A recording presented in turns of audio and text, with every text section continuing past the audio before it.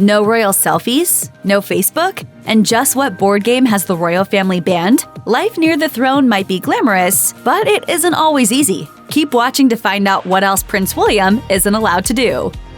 Air travel helps keep businesses running and families connected, but one downside is that aircrafts crash, however infrequently. And because the British royal family has had several tragic air travel-related incidents in its history, the Queen does not like for those in the royal order of succession, which includes Prince William and his father, the heir apparent Prince Charles, to travel in the same aircraft. For example, the Queen's late husband, Prince Philip, lost his sister, Princess Cecily of Greece and Denmark, along with her children, her unborn child, and several other people aboard a small plane that crashed in Belgium in 1937. Another tragic plane crash took the life of Prince George, Duke of Kent, in 1942. Then, in 1972, another of the Queen's cousins, Prince William of Gloucester, died in a plane crash at age 30. The royal family continues to travel by plane, but think of the last time there was any news of William traveling with Charles. It may have been as far back as 1983, when William was a baby. While permission has been granted for William and his children, who are currently numbers 3, 4, and 5 in the royal order of succession, it is possible that the Queen may be growing more concerned.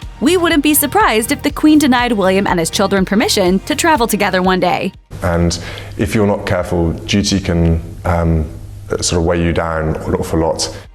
Putting aside grief and sorrow, which are personal matters in the eyes of the Queen, the publicly observable act of mourning is a serious and highly formal business for the royal family. When the royal family is in a period of mourning, they inform the public. Royal family members are also expected to have immediate access to mourning-appropriate clothes. To that end, Prince William is not allowed to travel without packing a mourning-appropriate suit. In one famous instance that highlights the importance of this rule, the Queen was actually caught without her mourning clothes. The year was 1952, and as heir presumptive, then Princess Elizabeth went on a trip to Kenya with her husband, Prince Philip. Her father, King George VI, died while the couple was away, but Elizabeth had not brought her mourning clothes. She was, therefore, unprepared to be seen in public, at least until her plane landed in the UK, and mourning clothes were delivered to the plane for the new Queen to change into before she stepped out onto the tarmac.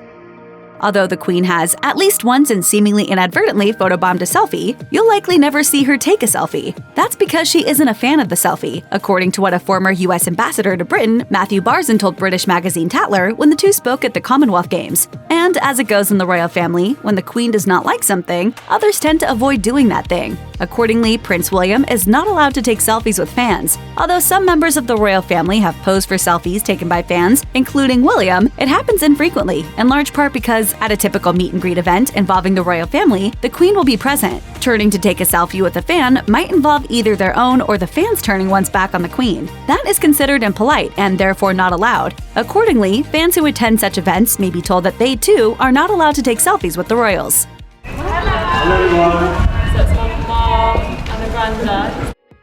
While taking selfies with fans is strongly discouraged among the royals, so is handing out autographs. There's virtually no time when it would ever be appropriate for William to give someone his autograph. Pausing for autographs might put William in the position of turning his back on the Queen, for example. CNN royal commentator Victoria Arbiter noted, "Royals would always rather have a personal interaction than have people clamoring. Moreover, there is the fear among those who make the rules that the clamoring can quickly become overwhelming. There are also physical security concerns involved with autograph giving, not to mention concerns that signing autographs might result in someone trying to forge a royal family member's signature," according to The Sun, especially when it comes to William, who is second in line to the throne after his father, which could have disastrous consequences. As for Charles himself, his response to being asked for an autograph is typically, "Sorry, they don't allow me to do that." What William and other members of the royal family are allowed to do is sign guest books and official documents.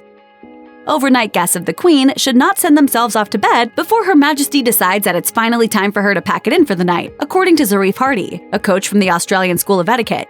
As author Sir William Heseltine explained in an interview with Harper's Bazaar, doing so is considered bad form. This rule applies to everyone, including members of the royal family. In other words, when visiting with the Queen, Prince William is not allowed to go to bed until Queen Elizabeth says it's time. And this is despite the fact that the Queen has a habit of retiring at midnight. Some have found this bedtime rule challenging, and that includes William's mother, Princess Diana, Sir William noted during the interview. He said, "For Diana, the long royal evenings were agony. Nobody felt it right to go to bed before the Queen did. Since apples may not fall all too far from the tree, one may wonder if William is a night owl, like his grandmother, or if he finds this rule as difficult to follow as Diana may have."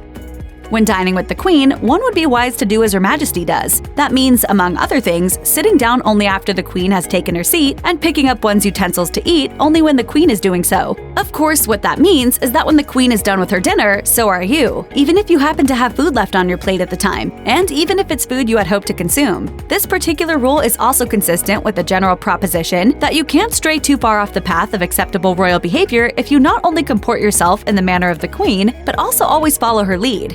Hence, since the Queen dislikes garlic, it would be improper for you to ask for garlic on your pasta when dining with her. And since the Queen shuns shellfish, no one, and especially not William, would order shellfish while dining with the Queen. Politics are strictly off limits for the royal family. As head of state, the Queen is expected to remain neutral, and so are the other royals. This fundamental rule has been widely interpreted as applying also to all of those who stand in the royal order of succession. She's above politics, she's very much away from it all. What this means is that William is not allowed to express his political views, and it also goes without saying that he is not allowed to align himself with a political cause. That's why British officials were alarmed when William appeared to get himself involved in Middle Eastern politics by pursuing the role of peace envoy between Israel and the Palestinians, according to Robert Jobson's 2018 book, Prince Charles at 70, Our Future King. Jobson wrote, "British officials immediately stepped in and insisted that was not William's role." If your memories of laughter with your family or friends during board game nights fills you with all the nostalgic feels, then you're not alone. But you know who probably can't relate? If we had to guess, we'd go with Prince William. That's because the royal family is no longer allowed to play the Hasbro board game Monopoly, according to Express. We can only imagine what had to have gone down during a friendly game of Monopoly among the British royal family to cause the Queen to flat out ban the game among members of the family. However, we can tell you that this rule has been in place since at least as far back as 2008. That was the year that the Leeds Building Society tried to give Prince Andrew, Duke of York, a game of Monopoly as a gift. And Andrew declined, saying, "We're not allowed to play Monopoly at home. It gets too vicious." Ever watch The Crown on Netflix and wonder to yourself how the British royal family behaves in those moments in which they think no one is looking? If so, join the club. However, it would appear that there are only rare moments, if any, in which members of the British royal family are not aware that they are being scrutinized by the public in one way or another. But what we can tell you is that no matter who is expected for dinner, members of the royal family dress formally, no matter what they were doing earlier that day. Former royal chef Darren McGrady, who cooked for the royal family, told Marie Claire that he would, at times, observe royal family members coming in for afternoon tea dressed casually in their outdoor clothes. But by the time dinner was served, they would have changed into ball gowns and tuxedos to dine on fine china and be serenaded by live music. Check out one of our newest videos right here. Plus, even more list videos about the royal family are coming soon. Subscribe to our YouTube channel and hit the bell so you don't miss a single one.